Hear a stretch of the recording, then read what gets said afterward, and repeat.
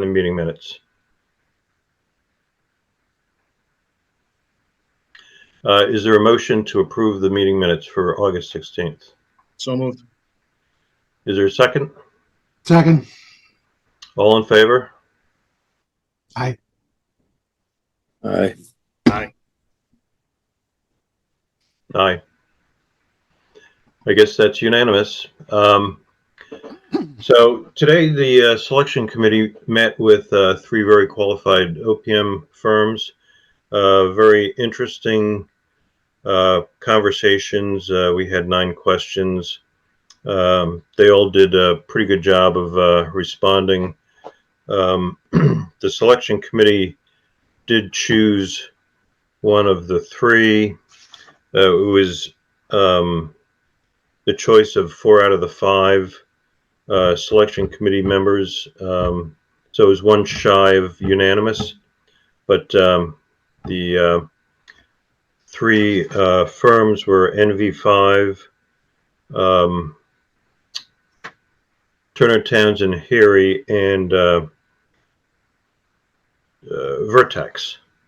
So the selection committee is recommending Turner Townsend Harry based on, the overall response and presentation. So anybody have any questions or comments? Steve, I wasn't part of the interviews, obviously, but I'm familiar with the other 2 firms. I'm not as familiar with the one that's being recommended. So could you just give I don't know if there's a quick synopsis of what they, the experience they had that impressed or something like that? Well, Harry as a company was always in the OPM business. They've done quite a bit of work with MSBA. They have a good relationship. They were then bought out by Mike, help me out here. CBRE. CBRE. Okay. Who then sold it off or reallocated it to Turner and Townsend. So they're the UK-based firm that's global. Okay. But all their people are local. They have solid MSBA credentials and relationships, and I know the senior director personally, and of course I knew all the senior directors, so it didn't matter. But we found 4 out of 5 of us found the Harry team to be probably the best choice for the OPM position. I can just chime in with a couple comments, and maybe Chuck has something to say. Some of the things that we saw, Brian, were they had lots of experience with the MSBA, school-specific experience that kind of put them ahead. We talked about, there was one of the representatives had a connection with National Grid. I believe he worked for National Grid. They had a few in-house, I have here, they had some in-house teams that they wouldn't have to outsource to. That was one of the big selling points for me, was that they had their own in-house estimating team. Mm-hmm. Yep. They're not local, but they're familiar with the market. Right. Probably not the trade partners, but the market. We talked about their genuine way they came across to us, just wanting our business, making a connection, being sincere, being honest, being open, whether we liked it or not. I think it was just the sincerity that kind of won a few of us over too. Great. Thank you. And, quite frankly, we had a question in the, one of the 9 questions was, the town has allocated $700,000 for the feasibility study, including the cost of the OPM. Do you think that's sufficient? And 2 of the respondents said no. So I think that's another conversation, right, Chuck? Yeah, so I would even there's been some recent documentation that's come from MSBA, that a recent report that has stated the average cost for an effective feasibility study, the average is 1.25, and that kind of checks out with some of the digging that we had done, and even in asking those folks today. So in the event that we did, I guess, Steve, I'm directing this question at you. In the event that we did need to go to special town meeting and ask to extend that $700,000 feasibility study funding to something north of $700,000, what's the process, and what do you think the appetite is?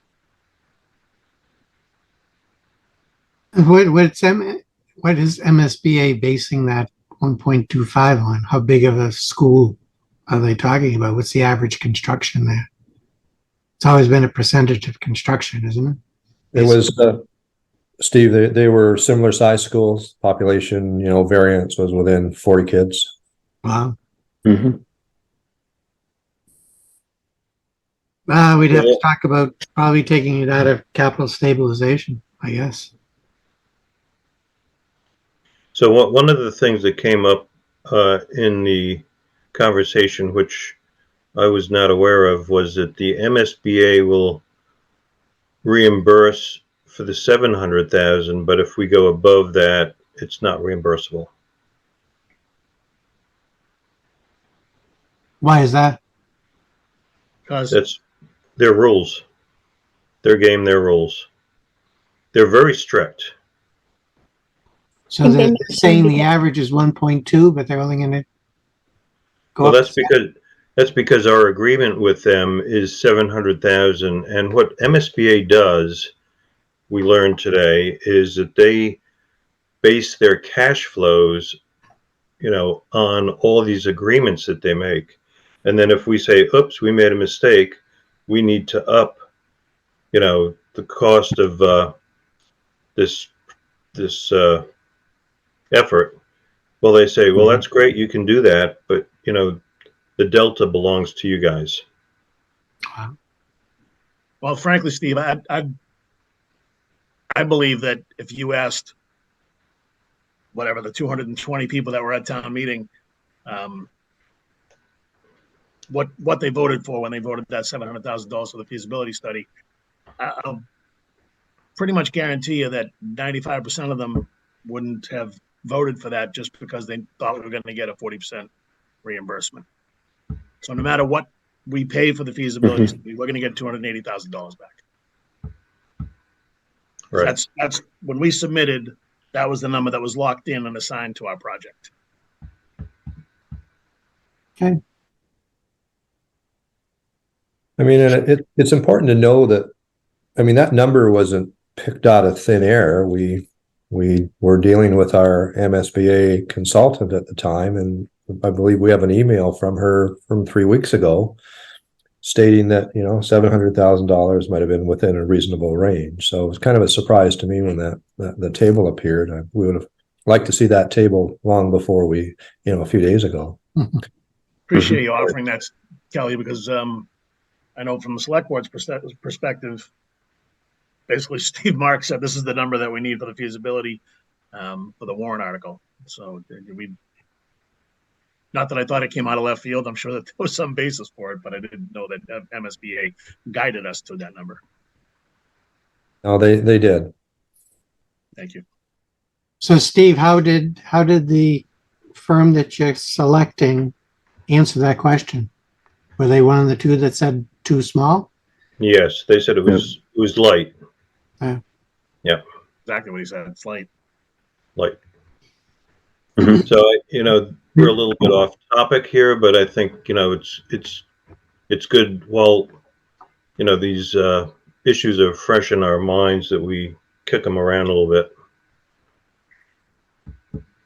Steve, one of the reasons they said that, 1.25 was a better area to be in is because they said the more research you do in the beginning and plan for it, the better is, like, you'll get better contractors, you'll get better architects, you'll get better people with as opposed to just a newbie coming in saying, oh yeah, I'll do it for the business.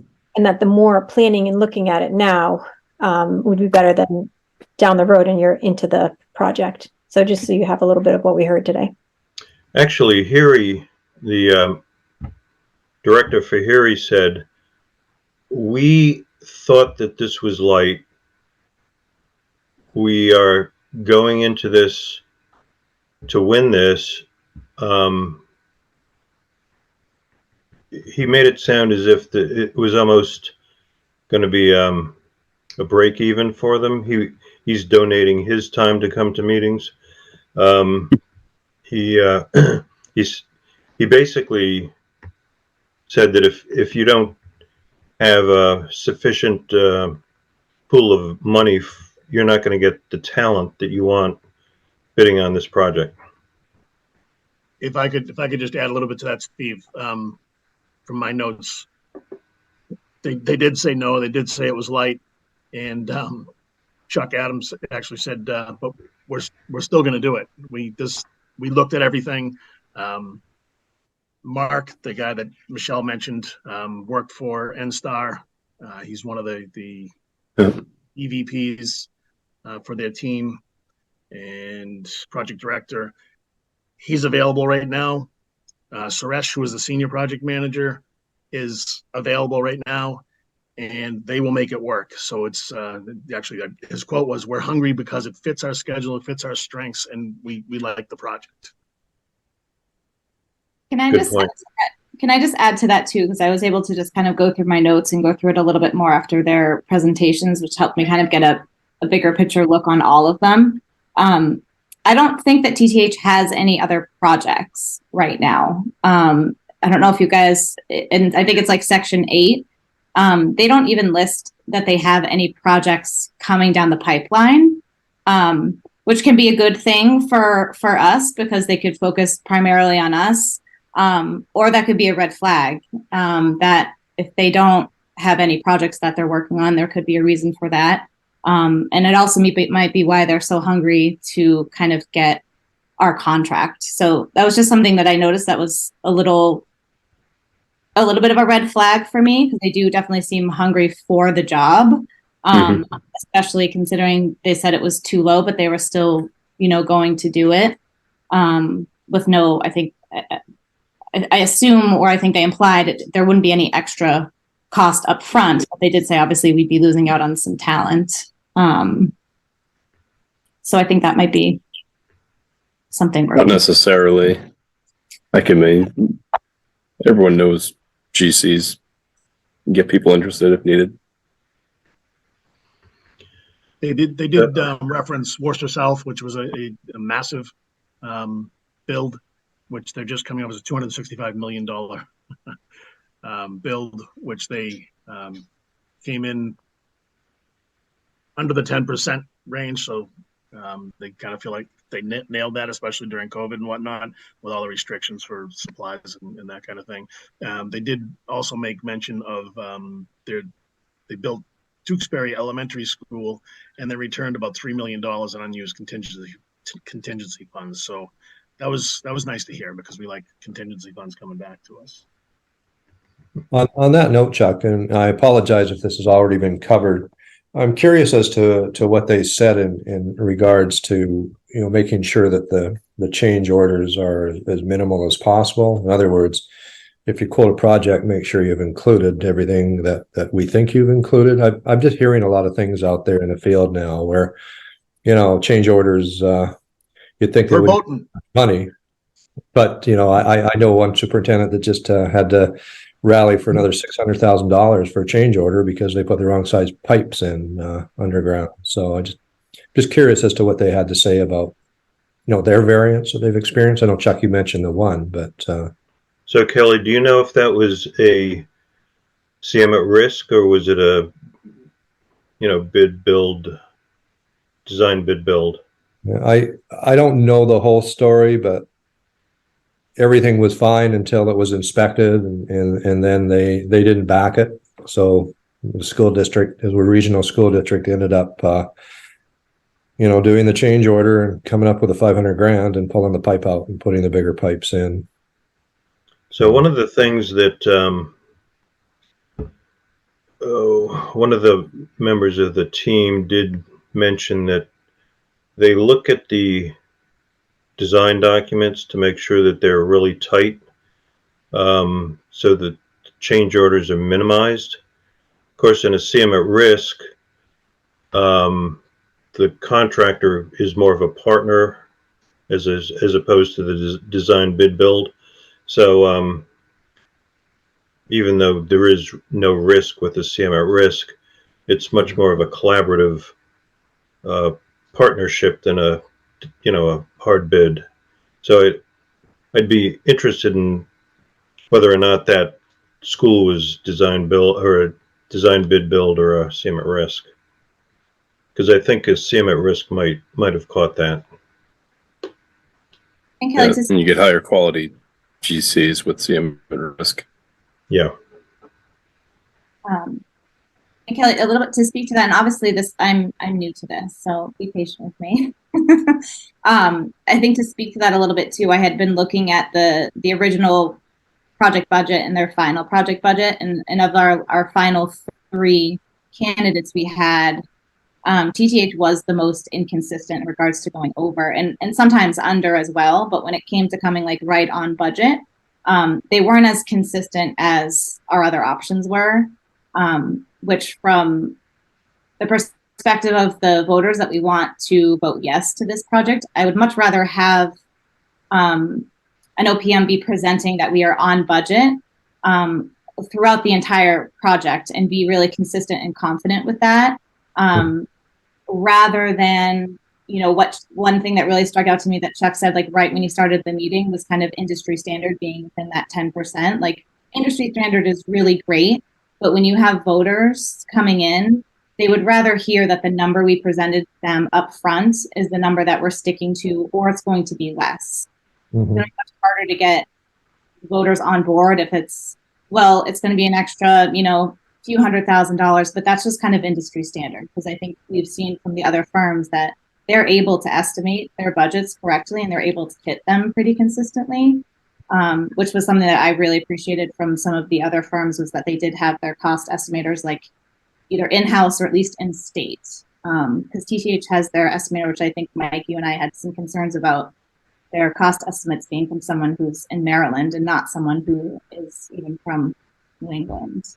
Mhm. Yeah, So because we they don't can get know- close, but sometimes they can be off if they're out of market. Like I've experienced the same thing. I've tried to estimate DC and Virginia jobs, and I've been off. Yeah, but you don't do it on a regular basis, whereas their estimator does, and they've been doing it for a number of years and been very, very. So we don't No, know. these cost consultants, they use the ENR data and all that stuff, so they can be fairly inconsistent if they're not in market. Yeah, and I they know are from experience with reconciliations with these guys in the past. So to Stacy's point about being on budget or over budget, we don't know what drove some of those over budget numbers, if they were owner requested changes or if they were unforeseen underground obstructions or whatever. So when I see that, it doesn't tell you the whole picture.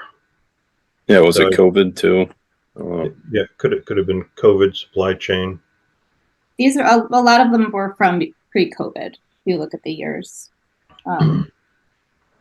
they haven't done too much post. Well, I mean, they can't take on too many projects, obviously, but a lot of the inconsistencies were pre-COVID.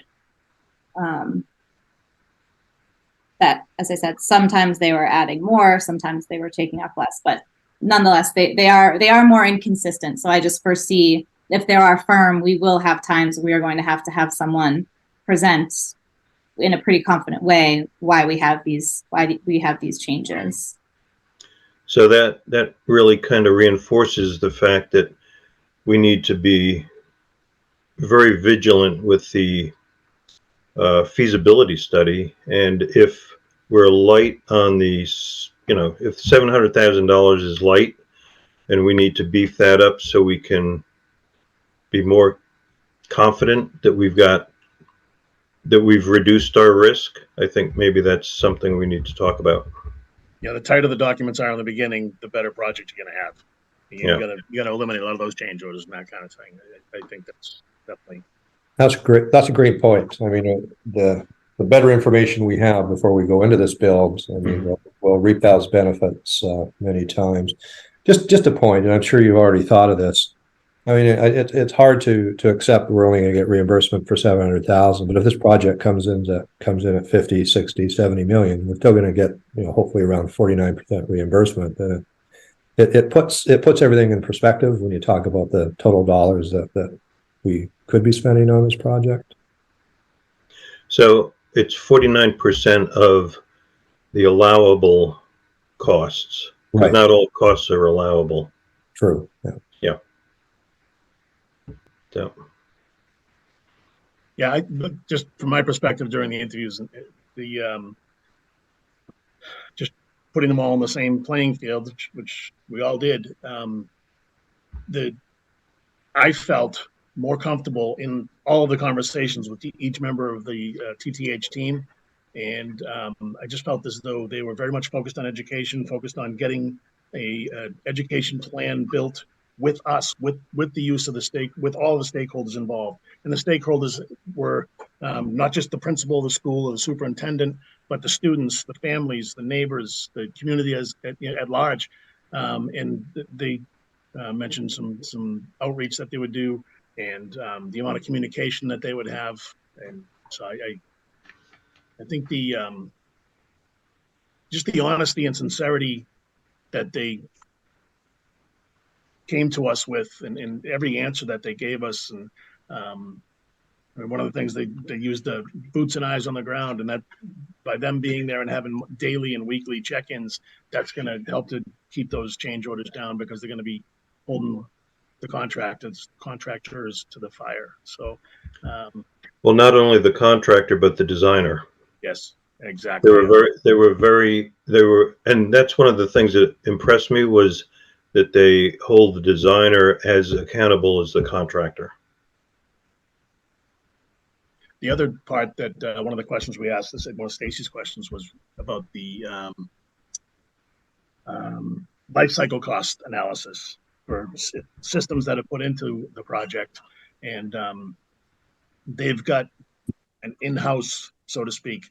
CBRE has their own, they call it design collective, where they do the analysis to include life cycle analysis, and from the original design, and they've been doing this in order to build a 50-year building. They build it out, and they kind of let us know what the life cycle costs are going to be, which we felt that wasn't necessarily the case. We weren't going to get. Everybody said they were going to do it, but we've got some experience with specifically with Vertex, where they sold a good game and said how much they were going to do relative to life cycle and communication. But having been involved with a few projects that they've been the OPM on, I love them. I mean, Brian Force is a rock star. I love the guy, but they have fallen short on some of those things. So I think, well, I mean, the vote speaks to it. I mean, they were kind of the far and away front runner from the subcommittee. Can I just ask, it seemed like Chuck was kind of talking around the conversation for that exact team. Is that team still a part of TTH, or with their acquisition, it seems like there was some restructuring? You said they're no longer a part of it, but they still have close relationships? Strategic relationship. Exactly the words they used. They'll contract them into the project with no additional cost, or they will then have to? That was my understanding. No additional cost. It was just part of their all in.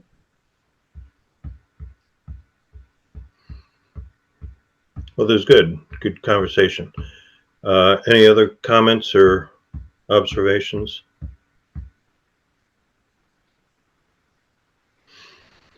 All right, then I guess we need to vote to approve the recommendation of the selection committee.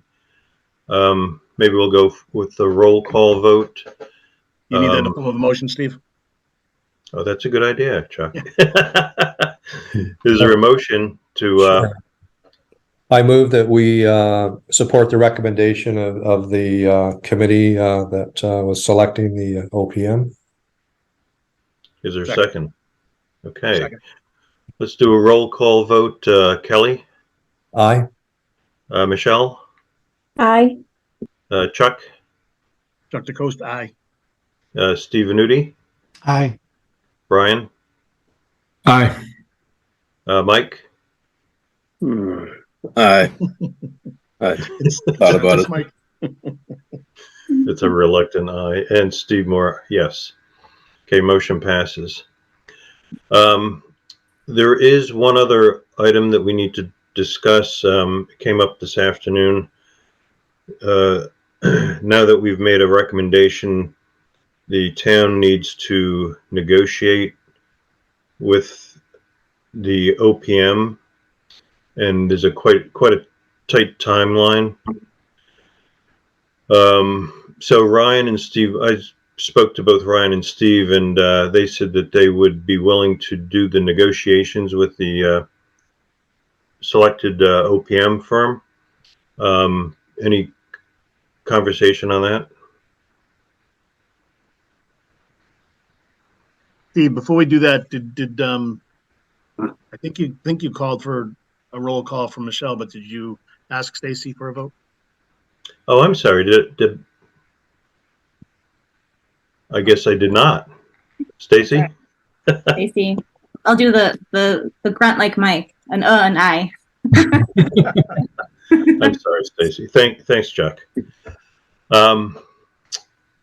So getting back to the negotiation, Steve and Ryan volunteered to do the negotiation. I think that we need to vote to authorize them to do that. So moved. Second. Okay. Second. Okay, roll call vote. I'll include Stacy first. Stacy Scott, aye. Kelly, Aye. Michelle, Aye. Chuck, Chuck DeCoste, aye. Steve Venuti, Aye. Mike, Mike Scaduto, yes. and Steve Moore, yes. And Missed I it. think that's Brian, all. Brian. And aye from me too, Steve. Oh, did I miss you, Brian? Sorry. Yeah, that's all right. I'm Must be losing off it. the screen. Okay, thank you. Steve, I have no issue with Steve and Ryan negotiating it. I think that's fine. I was just curious: is there a defined scope that they're negotiating the fee based upon, or are they working on to develop that? How is that defined? Maybe Kelly can help out here, but I believe that the MSBA on Monday or Tuesday sent over some guidelines for them to work with. I do believe that's the case. Yes.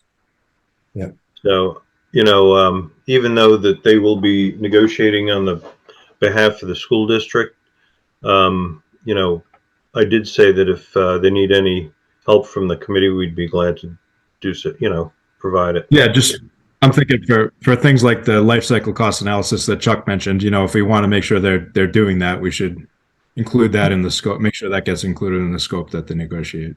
That's a good point. That's a really good point. I mean, are there things that we would ask of them to ensure that it's included? I guess another question is, are we going to give them a cap? Well, I think it's a not to exceed.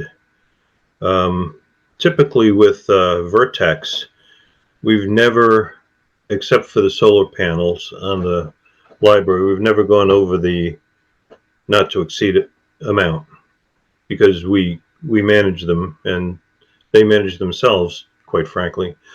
So they do a pretty good job about that. But so it's a not to exceed based on, the tasks that we give them to do. So do we have a number or no? It was I heard 1.25 million. Was that just a number that was put out there, or? Oh, that's not for the OPM. That's for the designer and the OPM. Oh, okay. All right. Yeah. That makes more sense. The OPM should only be, I don't know, maybe 10% of that? 10% of the total? Does that sound right, guys? All the way through construction? Well, I'm thinking That's all it. the way through construction, but yeah, I'm not Looks like the familiar. OPM is 5 and the design is like 10. Okay, of construction cost.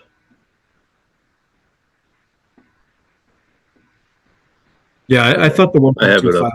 1.25 was mentioned. What the number that was discussed was for the just the study phase. Is that, or were they talking about all the way through the complete design?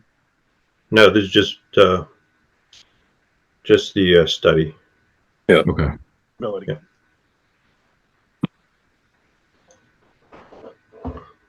As far as that $700,000, if this group decides that it does in fact need to be more than that, we need to make a decision before September 15th if we're going to put anything on the special town meeting warrant. I wouldn't necessarily think that we should go for 1.25. I just don't think there's an appetite for it. And frankly, to ask for 550 more than the 700 we've already gotten allocated I think would be a reach. I don't think it would pass. I think we could probably get away with a $300,000 ask to bring us up to $1 million. Not that we need to let TTH know that. I'm sure they'll find out, but that would be, I guess, my recommendation if we decided as a group that we were going to up that number. Is that,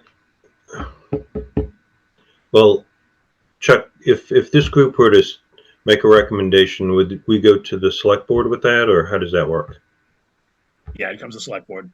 Yeah. Well, I think probably school committee first, and then the select board. I mean, we're all in it together, right? But I think protocol probably asks school committee. Kelly, you could probably opine on that. I'm not.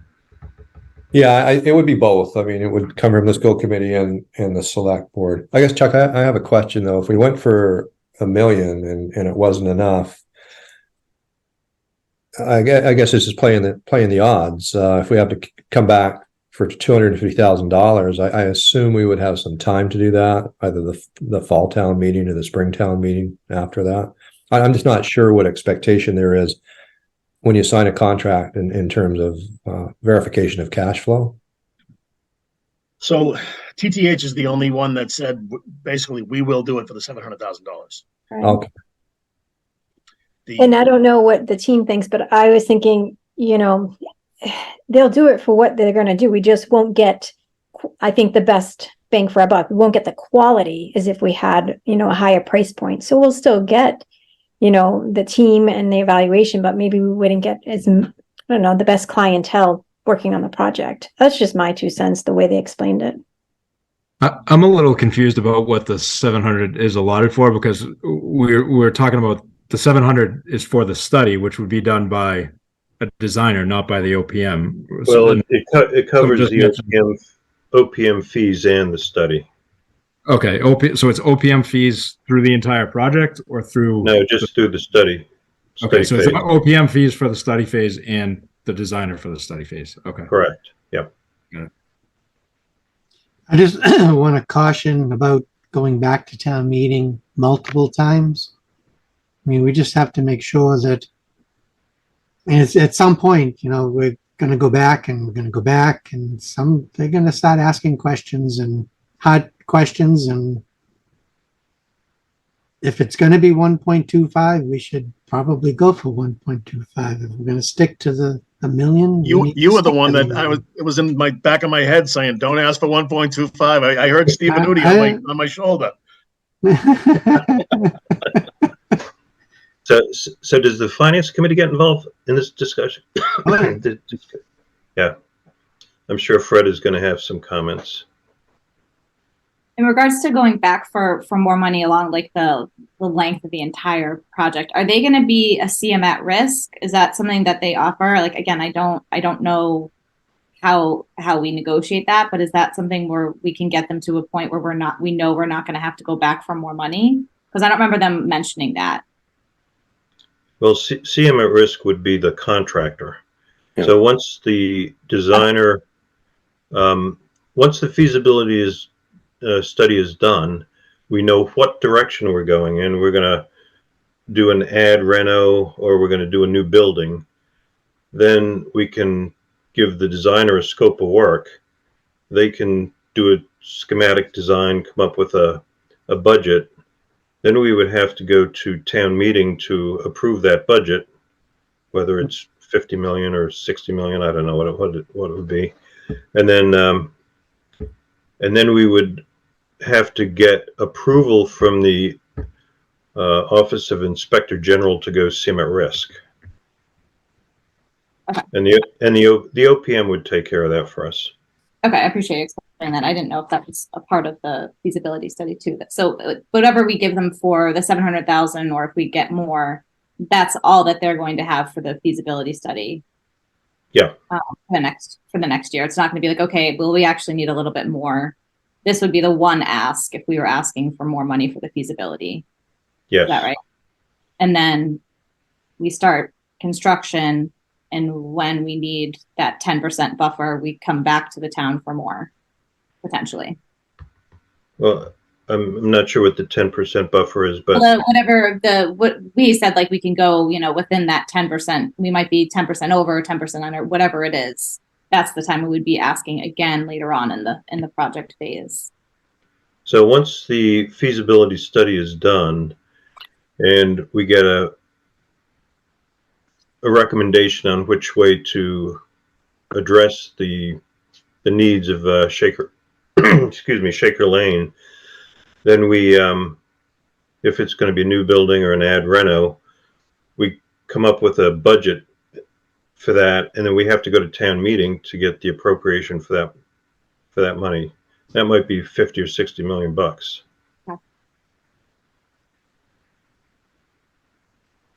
Thanks for explaining that process. Okay.